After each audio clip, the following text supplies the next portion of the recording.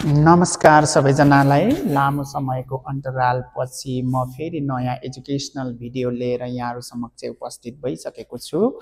कृपया मेरो educational video यहाँहरुलाई मन पर्यो भने लाइक, कमेन्ट र शेयर गर्न नबिर्सिनु होला। साथसाथै मेरो युट्युब च्यानलको नाम गजेन्द्र पुन छ।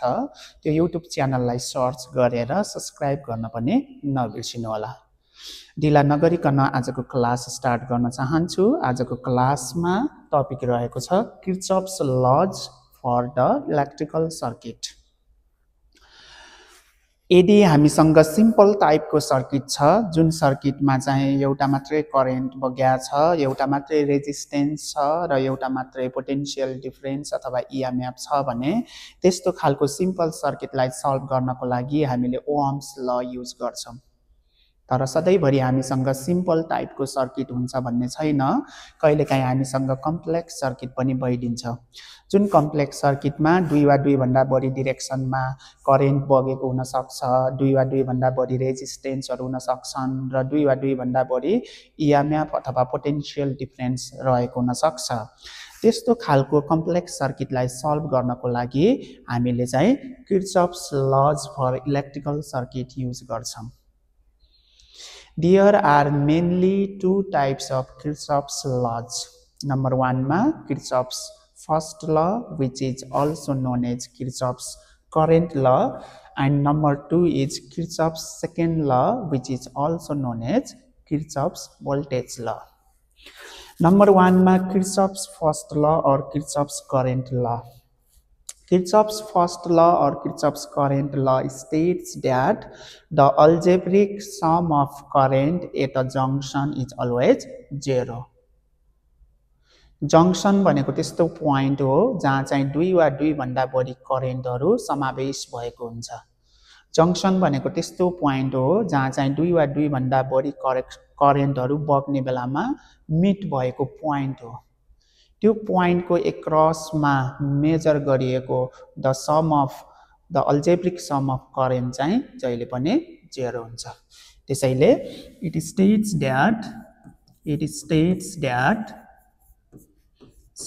that inverted comma the algebraic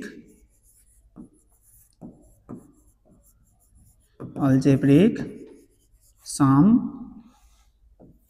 of current at a junction is always 0. That is summation I is equal to 0. Current भनेको स्केलर क्वान्टिटी हो। करेन्ट स्केलर क्वान्टिटी भावनाले यसमा अल्जेब्रिक सम हुन्छ। यदि भेक्टर क्वान्टिटी भएको भए चाहिँ भेक्टर सम हुन्थ्यो। यो समेसनको चिन्हले चाहिँ त्यो सर्किटमा जति पनि करेन्टहरु समावेश भएका छन्, जति पनि करेन्टहरु लिंक्ड छन्, त्यो सबै करेन्टहरुको सम गर्ने भनेर चाहिँ भन्या हो। र त्यो जंक्शनको एक्रसमा अल्जेब्रिक सम अफ करेन्ट चाहिँ जहिले पनि 0 हुन्छ। जस्तै एक्जाम्पलको लागि मैले एउटा फिगर बनाए।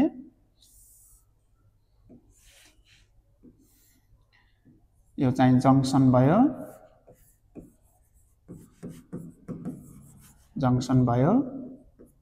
अनि करेन्ट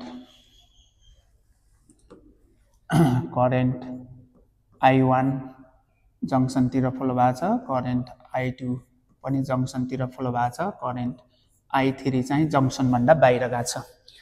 यसरी we have three currents I1, I2 and I3 where I1 and I2 are flowing towards the junction whereas I3 is flowing away from the junction.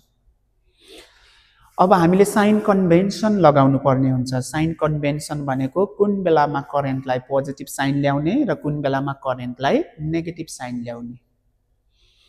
अब प्र्याक्टिकल्ली के पाइएको छ भन्दाखेरि जंक्शनतिर फ्लो भएको करेन्टलाई जहिले पनि पोजिटिभ ल्याउनु पर्छ, अनि जंक्शनबाट चाहिँ बाहिर गएको करेन्टलाई जहिले पनि के ल्याउनु पर्छ, नेगेटिभ ल्याउनु पर्छ। जसको कारणले गर्दा I1 and I2 are taken as positive because they are flowing towards the junction whereas I3 is taken as negative because it is flowing away from the junction. अब applying summation I is equal to 0 गऱ्यौँ भने summation i भनेको यहाँ एउटा दुईटा तीनवटा current छ I1 plus I2 plus I3 is equal to 0 भयो है इज इक्वल टु जस्ताको तस्तै 0 जस्ताको तस्तै समेसन आई को ठाउँमा I1 I2 र I3 चाहिँ प्लसमा ल्यायो अब I1 र I2 चाहिँ जंक्सनतिर फ्लो भएको छ त्यसलाई पोजिटिभ ल्याउने I3 चाहिँ जंक्सनबाट बाहिर गएको छ त्यसलाई चाहिँ के ल्याउने नेगेटिभ ल्याउने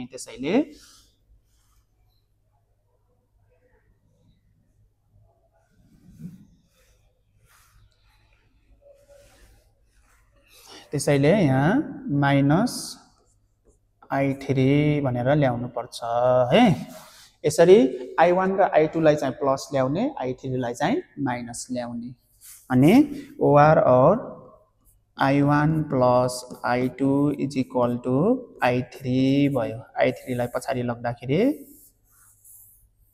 प्लस भयो यसबाट के कन्क्लुजन निकाल्न सकिन्छ भन्दाखेरि the total currents flowing towards the junction is equal to the total current flowing away from the junction जंक्शनतिर फ्लो भएको टोटल करेन्ट र जंक्शनबाट बाहिर गएको टोटल करेन्ट जहिले पनि के हुन्छ बराबर हुन्छ जसले गर्दा यो इक्वेसनले के सिग्निफाइज गर्छ भन्दा this equation signifies that it follows the principle of conservation of charge principle of conservation of चार्जलाई फलो गर्छ किनभने आइसोलेटेड सिस्टमको लागि टोटल चार्ज जहिले पनि कन्स्टेन्ट हुन्छ यहाँ जति अमाउन्ट अफ चार्ज जंक्सनतिर फ्लो भएको छ त्यति अमाउन्ट अफ चार्ज जंक्सनबाट बाहिर गएको हुनाले this equation satisfies the principle of conservation of charge अबको नेक्स्ट भिडियोमा किर्चफ्स सेकेन्ड ल अथवा किर्चफ्स भोल्टेज लको बारेमा एक्सप्लेनेसन गरौँला आज चाहिँ भिडियो लामो हुने भएको हुनाले यो भिडियो चाहिँ यही बन्द गर्न चाहन्छु